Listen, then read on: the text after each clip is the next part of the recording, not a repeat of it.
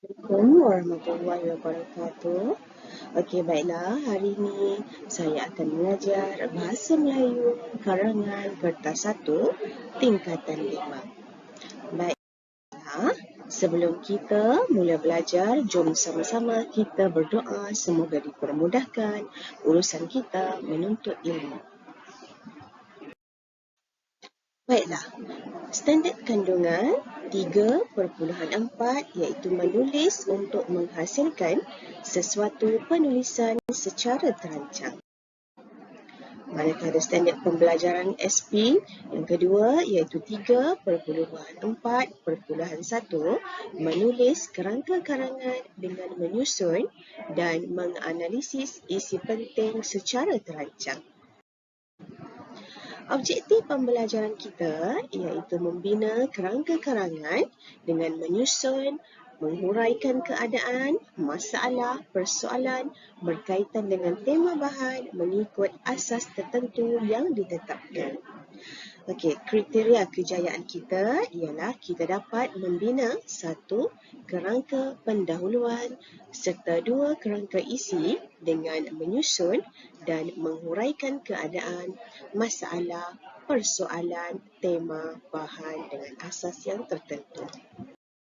Baiklah, sebelum kita meneruskan lagi, kita perlulah tahu sedikit sebanyak berkaitan dengan cara menjawab pengenalan serta skor cemerlang. Baiklah, bahagian ini berada di dalam kertas 1 iaitu bahagian A. Okey, markah yang diperuntukkan pula ialah sebanyak 30 markah, manakala panjang patah perkataan antara 150 hingga 200 patah perkataan dan masa yang dicadangkan adalah selama 30 minit. Baiklah, murid perlu mengingat bahawa karangan ini perlu dijawab lebih kurang 5 perenggan dan setiap perenggan pula mempunyai lebih kurang 40 patah perkataan. Idea sendiri berupa cadangan boleh dimasukkan dalam bahagian penutup. Karangan ini seperti biasa yang memerlukan pendahuluan, isi dan penutup. Jangan lupa letakkan sekurang-kurangnya satu slogan, peribahasa ataupun kata-kata hikmat. Seterusnya, markah cemerlang yang diperuntukkan adalah antara 26 hingga 30 markah. Okey, bahasa perlulah gramatis dari segi ayat dan juga ejaan. Idea juga perlulah relevan dan juga matang. Okey, di sini cikgu sertakan salah satu contoh soalan karangan berkaitan. Baiklah, di sini pula ialah antara langkah-langkah yang perlu murid tahu semasa murid menulis karangan. Yang pertama ataupun langkah yang pertama ialah baca kenal pasti kata kunci. Yang kedua, analisis tip. Yang ketiga, merangka pendahuluan. Langkah keempat, menjana idea. Menjana idea pula boleh guna sama ada teknik bograf, tahu cokep, Masri BN, Asbat, pipi daku, manakala langkah yang terakhir iaitu penutup. Baiklah, pada pendapat anda, apakah teknik KCMS yang sesuai untuk pendahuluan? Tak lain tak bukan mestilah teknik tik ataupun ting.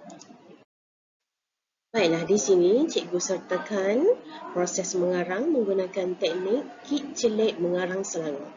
Antara langkah yang perlu murid-murid tahu ialah langkah yang pertama, baca dan fahami serta kenal pasti kata kunci. Dan yang kedua, membuat analisis tik. Tik tu apa? Tik tu tema, isu dan kehendak soalan. Di sini ada salah satu contoh yang selalu keluar dalam peperiksaan, iaitu soalan berkaitan dengan kemalangan jalan raya. Baiklah, tema pada soalan ini ialah tema kemalangan jalan raya. Kemudian isunya pula berkaitan dengan kemalangan jalan raya meragut nyawa manusia saban hari, dan kehendak soalan ialah punca-punca berlakunya kemalangan jalan raya di negara kita. Jadi di sini cikgu tekankan bahawa murid perlu menganalisis dahulu dan kesan TIK.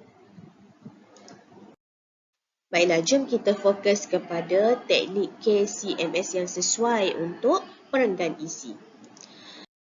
Okey, baiklah. Teknik yang cikgu pilih hari ini ialah teknik Bo-graph. Bo tu apa? Bo ialah borang, G ialah graph. Okey, tujuan alat ini digunakan untuk membantu murid menjana idea, mengolah idea karangan, membina pemerengganan dan juga mengelakkan pertindanan isi.